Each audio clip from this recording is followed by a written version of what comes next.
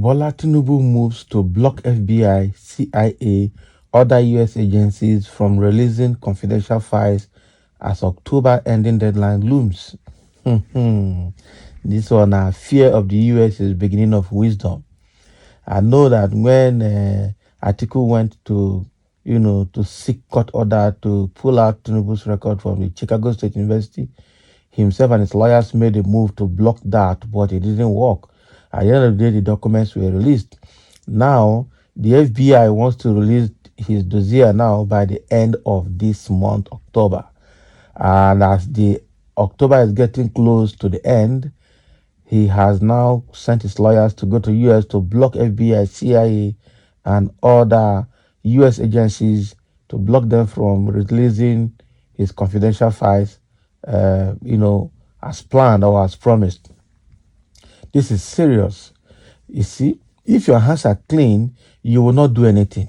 This is to prove that all those records that they say they are not true, that people have exposed, I'm sure all of them will be inside those FBI documents and other US agency documents. But to avoid, because actually that will be a confirmation of all that have been speculating and all that have been circulating in the media for a while now. Hi Tinubu, good, make your hands clean, sha.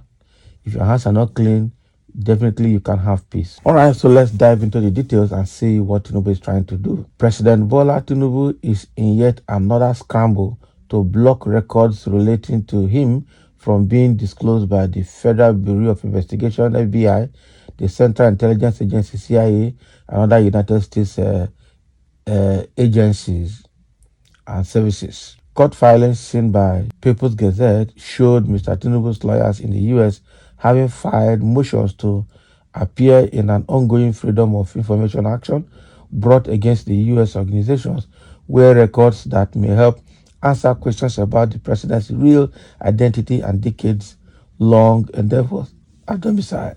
Christopher Carmichael, one of the lawyers who represented Mr. Tinubu in the recent Chicago record case, filed the motion dated October 18, 2023, stating that he was a lawyer in good standing to appear in the case in the Freedom of Information FOIA's lawsuit underway in Washington, D.C., filings said. So, pursuant to Civil Local Rule 83.2c, Brand A. Carey moves for the admission and appearance of Attorney Christopher Carmichael, pro HAC Vice, in the above entitled action. Mr. Carey, who practices in the District of Columbia in D.C., said on Mr. Carmichael's behalf, this motion is supported by the declaration of Christopher Carmichael as set forth in Mr. Carmichael's declaration. He is admitted and an active member in good standing. Now, what informed Mr. Tinubu's expectation that he could block U.S. agencies from complying with federal disclosure regulations remained unclear. Mr. Carmichael did not immediately return a request seeking comments, and the president's lead lawyer in the U.S., Oluwole Afolabi, told the Gazette he could not comment on the case until it has officially commenced.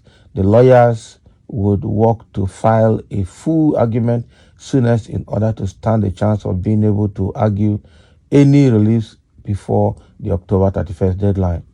Mr. Tinubu was alerted to the lawsuit when the Gazette reported on September 11 that the FBI had agreed to turn over 2,500 pages of response information on the Nigerian leader, and the president was previously investigated for narcotics trafficking in the U.S.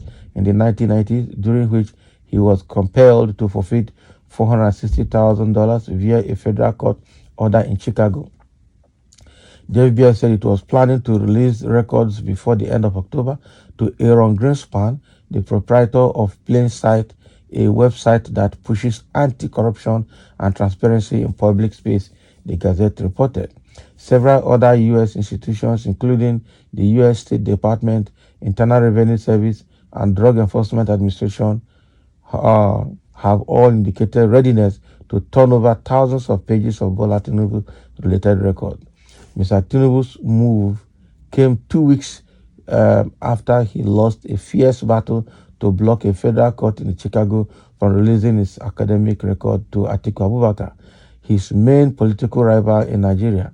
The school ultimately released the records, which showed that a certain Bola Tinubu was admitted into the school in 1977. Still, the school said it only assumed, based on a cursory look at records, that its former student was a Nigerian president, but also said under oath that it could not authenticate the certificate he used to run for office in Nigeria in 2022. Oh boy. This is a serious one. Tinubu has entered another one chance. I tell you, the records are so dirty that this man is already being torn into pieces.